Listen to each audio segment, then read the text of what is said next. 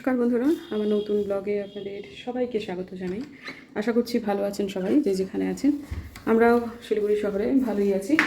আজকে light off করতে করতে আপনাদের সাথে ব্লগ শুরু করছি। আজকে টুকুরের পরীক্ষা শুরু না, আমার পরীক্ষা আর কি। তার আজকে ইংরেজি পরীক্ষা, তো সেখানেই যাচ্ছি। জাস্ট বেরোনোর আগ দিয়েই মনে হলো যে ব্লগটা শুরু করি, কারণ ব্লগ শুরু করতে গেলে আমার অনেক সময় মনে হয় যে আমার জন্য বোধহয় দেরি হয়ে যাচ্ছে। যে এইটা হচ্ছে আজকে দিনের আমার টিফিন, এটাই আমি নিয়ে যাব। আর এই যে 1 লিটার জল। আমার যেহেতু জলের মাপটাকে নির্দিষ্ট রাখতে হয়, তাই জন্য আমি জলটা ক্যারি করি। প্লাস্টিকের বোতলে জল খাবো না সেরকম একটা ভেবে। তো চলুন আপাতত এগুলো ভরে নিয়ে গোপালকে একটু দর্শন করিয়ে নিয়ে তবে চলি। সকালবেলায় পুজো টুজো সব হয়ে গেছে, চলুন আপাতত। গোপাল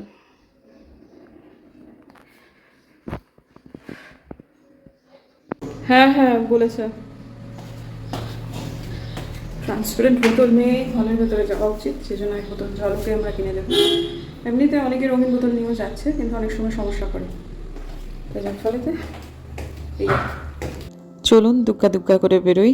দু কাঁধে দুটো ব্যাগ, এক কাঁধে হচ্ছে হনুমানজির জন্য জিনিসপত্র নিয়েছি, সে যে এই যে জিনিসপত্র সেই ব্যাগ, আর একটা কাঁধে আমার নিজস্ব জিনিসপত্র।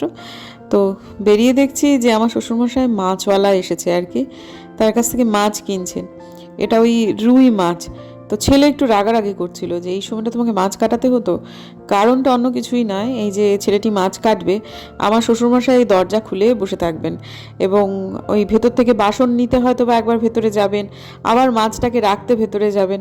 এখন ব্যাপারটা হচ্ছে উনি একা আছেন, তো এটা একটা নিরাপত্তাজনিত ক্ষেত্রে সমস্যা তো তৈরি করলই। তা এদিকে আমরা যে খানিক অপেক্ষা করে যাব যতক্ষণে মাছ কাটা শেষ হবে তারপর বেরোবো, সেটা আমাদের উপায় নেই, কারণ পরীক্ষা দিতে যাওয়া হচ্ছে, তো একটু হাতে সময় নিয়ে বেরোতে হবে। তো যাই হোক, তারপর হাতিমোড়ে এসে বুম্বাদা ওকে জলের একটা বোতল কিনে দিল। আর তারপর আমরা আবার একটু দাঁড়াতেও হয়েছে, এটিএমেও যেতে হয়েছে। তো সেসব মিলিয়ে মিশিয়ে হাতে একটু সময় নিয়েই বেরোতে হয়েছে। তবে মোটামুটি কলেজ পাড়া পৌঁছতেই আমার শ্বশুরমশাই ফোন করে জানিয়ে দিয়েছেন মাছওয়ালা মাছটা ভেতর পর্যন্ত নিজেই পৌঁছে দিয়ে গেছে, এবং তারপর আমার শ্বশুরমশাই নাকি দরজাটা তালা দিয়ে দিয়েছেন, এবং মাছওয়ালা তখন ওই জায়গাটা ধুয়ে দিচ্ছিল, তখন আমার শ্বশুরমশাই ফোন করেছেন। এমনিতে হিলকাট রোড আমরা যখন বেরোই 8:30টার সময়, তখন কিন্তু দিব্য খালি থাকে জানেন, কিন্তু এই যে এই সময়টা মহানন্দা ব্রিজের কাছটা বেরোচ্ছি, এটাও খালি। কিন্তু শিলিগুড়ির জংশন স্টেশনের কাছে ওই জায়গাটা যেমন কখনোই খালি থাকে না, তেমনই দার্জিলিং মোড়টা নতুন করে তৈরি হচ্ছে, রাস্তাটা হয়ে গেছে ন্যারো, সেই জায়গাটা হয়তো বা আজ বছর দুয়েক পরে এই দার্জিলিং মোড়কে চেনা যাবে না, তখন এই দৃশ্য আমরা দেখতে পাবো না।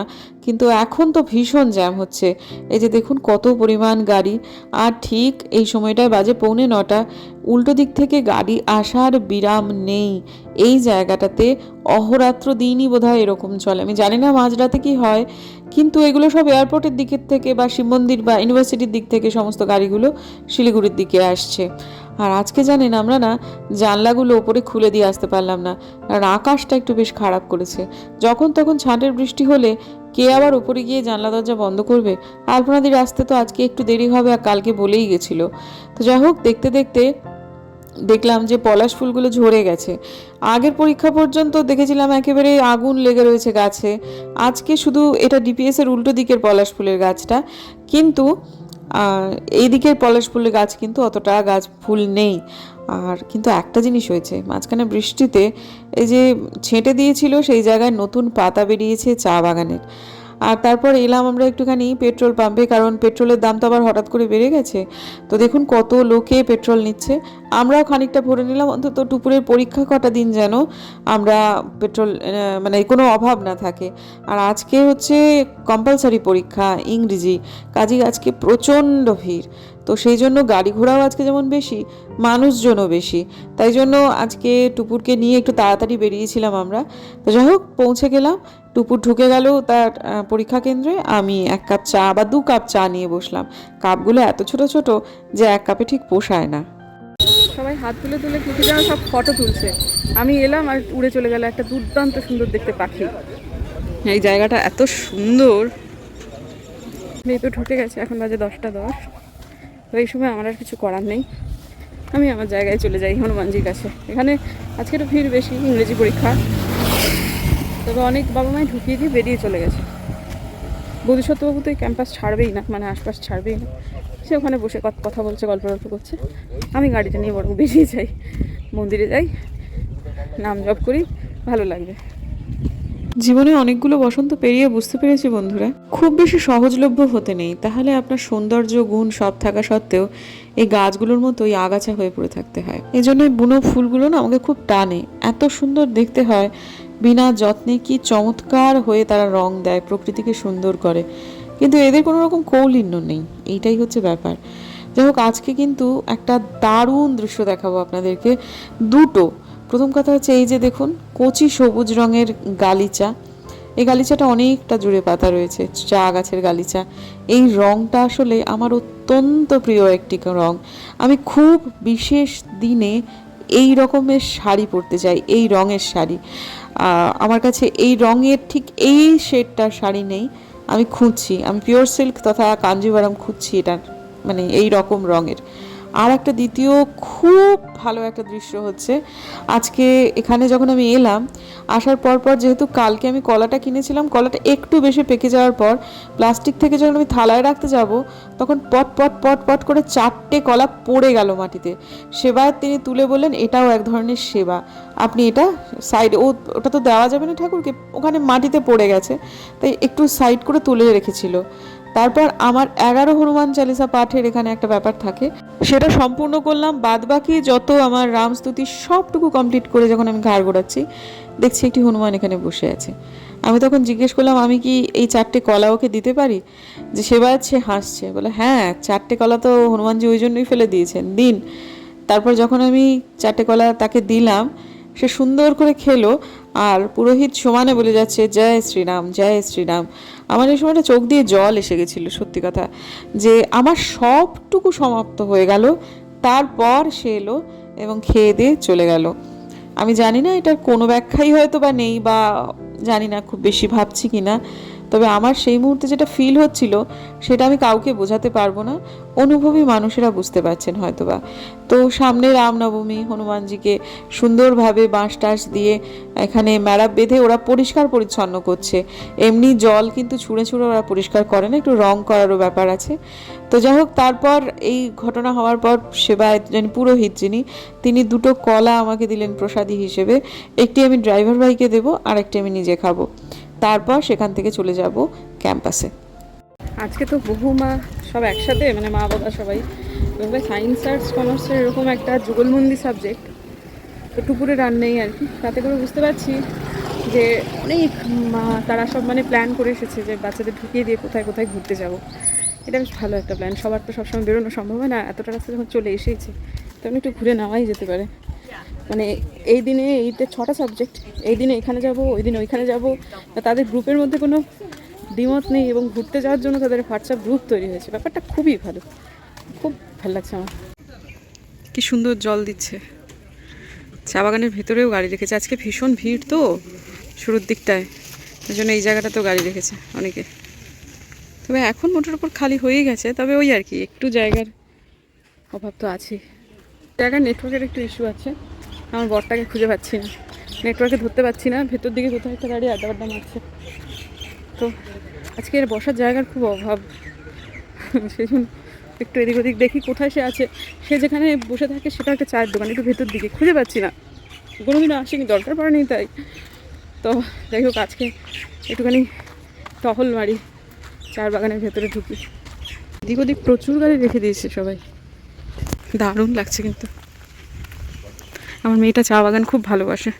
ঠিক আছে, পরীক্ষা দিচ্ছে, তারপর ওর পরীক্ষা শেষ হলে নিশ্চয়ই কিছু একটা প্ল্যান হবে আমাদের। হবে তো বটেই, প্রয়োজনে বোধিসত্ত্ববাবু বাড়িতে থাকবেন, আমি আর টুপুর বেরোবো, এবার হয়েছে অনেক। দারুণ লাগছে দেখতে।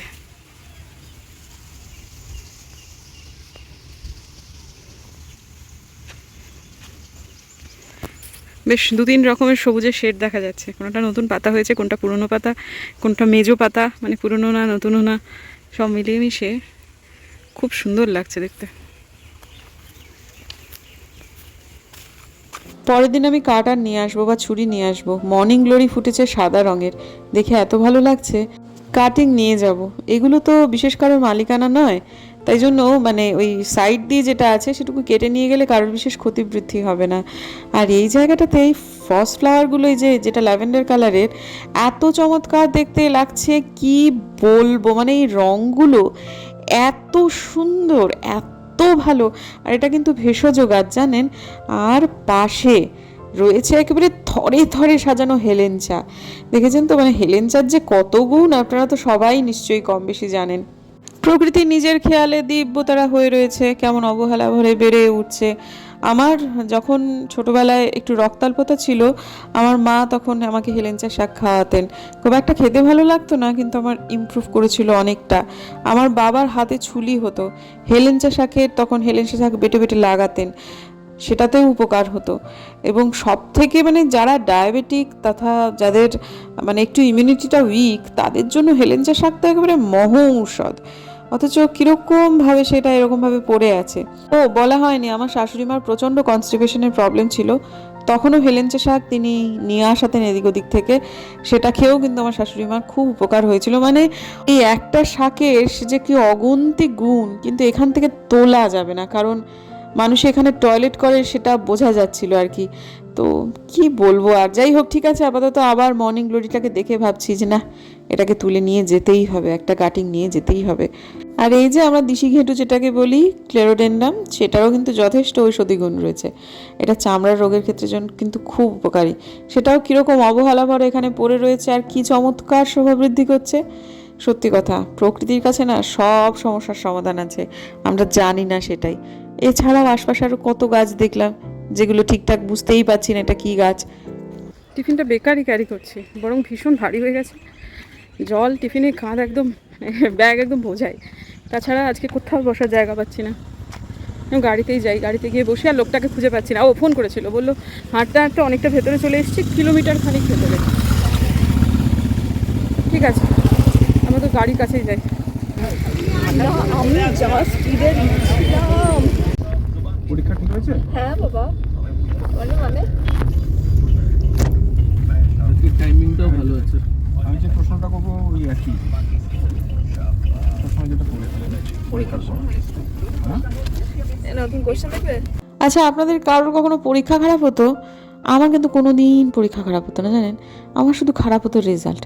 সেজন্য ভাই যেমন হয়েছে হোকগে, রেজাল্ট বেরোলে বোঝা যাবে কেমন আদৌ পরীক্ষা দিয়েছে।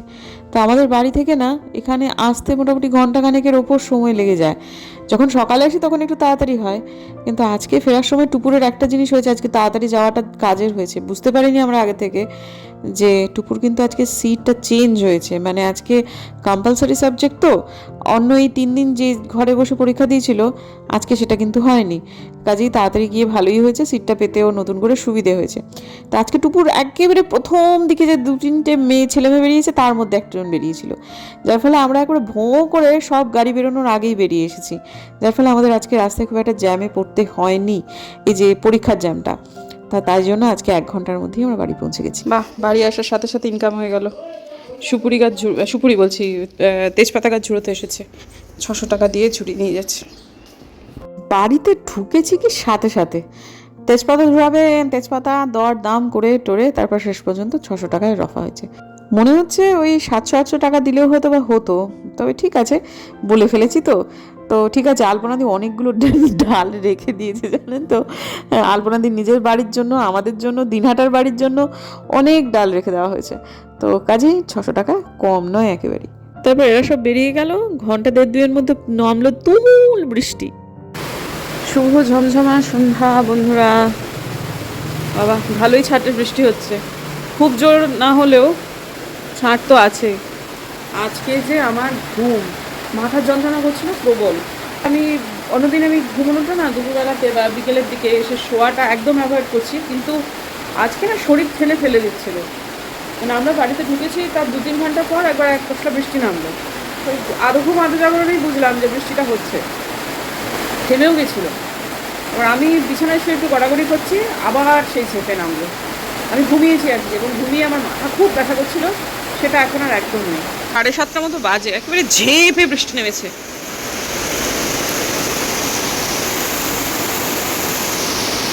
নামুক বাবা, বড্ড বেশি ধুলো পড়ে গেছিল চতুর্দিকটা। আজকে বিছানার চাদরটা চলে এসেছে, যেটা আসার কথা ছিল 16 তারিখে। একটু আগে পর্যন্ত বৃষ্টি চলছিল, এখন এই ফ্যান চালিয়ে কি কথা বলবো বলুন দেখি, এত শব্দ। একটু আগে অবধি বৃষ্টি চলছিল, এখন খানিক বৃষ্টিটা বন্ধ হলো, মাঝখানে সময় কেটে গেছে বেশ কিছুটা সময়। আমি সমস্ত কাজকর্ম আমার গুটিয়ে ফেলেছি। আজকে টুকুরকে ভাত বেড়ে দিতে গেলাম, ও দুপুরবেলাতে ভাত খায়নি, ওর জন্য পরোটা হয়েছিল। ও বলেই গেছিলো যে আমি কিন্তু আজকে দুপুরে ভাত খাবো না। তো ও খুব ভালো খায় আলপনা দিয়ে। আসলে যখন দুপুরে পরীক্ষা থাকে যে কটা দিন, আমি মিনামাসিকে অফ করি না, কিন্তু মিনামাসি উপরে রান্না করে না। মিনামাসি নিচে আসে, এসে কুটে বেটে দেয় আলপনা দিকে, আলপনা দিয়ে যাবতীয় রান্নাবান্না করে। কারণ ও ওপরে এসে ওকে একেবারে পুঙ্খানুপুঙ্খ মেনু বলে না দিলে এখানে এটা আছে, অনেক সময় এটাই গন্ডগোল হয়ে যায়। বয়স হয়েছে তো মানুষটার। তা আমি সেজন্য এই কটা দিন ওকে একটুখানি বলেছি যে তুমি এসে নিচে কদিন ওই পরীক্ষার কদিন কুটে বেটে দেবে, আলপনা দিয়ে পুঙ্খানুপুঙ্খ বলে দেবে, এইটা কাটো, এতটা কেটো না, আলপনা দিয়ে রান্না করবে, তুমি কেটে কুটে দিও। তা আলপনা দিয়ে একটা খুব সুন্দর রান্না করেছে আজকে টুপুর, যেটা খেতে খুব ভালোবাসে, রেজালা, চিকেন রেজালা। ওটা দিয়েই ও দুপুরবেলাতে খেয়েছে পরোটা, আর রাত্রেবেলায় খেয়েছে ভাত। তারপর আমার দেখে খুব ইচ্ছা হলো খেতে, এবং কিটো ডায়েটকে আজকে বিদায় জানিয়ে আমি রাত্রেবেলা একটু ভাত খেয়েছি, এবং কোনো গিল্ট নেই আমার। আমি চেষ্টা করছি রোগা হওয়ার, এবং এটা আমার রোগা হওয়ারই একটা পার্ট।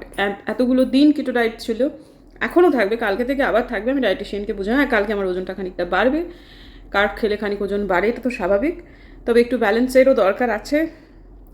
এবং খাওয়ার পর থেকে একটু বেটার ফিল করছি, এটাও ঠিক আছে। কালকে থেকে আবার খুব স্ট্রিক্ট ডায়েটেই চলে যাব, একদম বাটার দিয়ে ঘি দিয়ে। এটা অবশ্য আজকে ঘি দিয়ে রান্নাও ছিল না, এটা সর্ষে তেলেই করেছিল আলপনা দিয়ে। তো খেয়ে আমার খুব ভালো লেগেছে, খুব তৃপ্ত হয়েছি, এবং আমার কোনো রকম মানে খুঁচিয়েও আমি কোনো গিল্ট বার করতে পারছি না নিজের ভেতর থেকে। আজকে আমি আর বেশিক্ষণ ব্লগ করবো না বন্ধুরা, আমাকে শুতে হবে। আমার মায়ের সাথে একটু কথাবার্তার দরকার আছে এখন, সেটা করে নিই, তারপর শোবো। আজকের দিনের জন্য বিদায় নিচ্ছি। যদি আমার ভিডিও ভালো লাগে তাহলে প্লিজ সাবস্ক্রাইব করবেন। কালকে ভোরবেলায় উঠতে হবে, প্রতিশত যাবেন। এতটা ঘুমোলাম, তারপরেও ঘুম পাচ্ছে, শরীরে একটু ঘুমের ঘাটতি ছিল, বুঝতেই পারলাম। তো ঠিক আছে, যা হয়েছে ভালোই হয়েছে, চলুন দেখা হচ্ছে বরং কালকের নতুন ব্লগে। যদি আমার ভিডিও ভালো লাগে তাহলে প্লিজ সাবস্ক্রাইব করবেন, পাশে নোটিফিকেশন বেলটা অন করবেন, যাতে ভিডিও দিলেই নোটিফিকেশন চলে যায় আপনাদের কাছে। দেখা হচ্ছে আগামীকাল, ততক্ষণ।